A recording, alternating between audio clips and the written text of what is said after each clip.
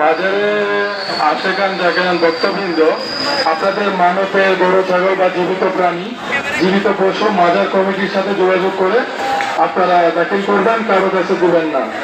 আপনারা টাকা পয়সা কেউ ব্যবসা ছাড়া কারো কাছে লেনদেন করবেন না। আমাদেরকে সহযোগিতা করুন, মাজারের কাজ চলমান, মসজিদ এবং কবরস্থানে কাজ চলতেছে। সবার নিমিত্তে আমরা সুন্দর উরুস পালন করতে যাচ্ছি। ধন্যবাদ।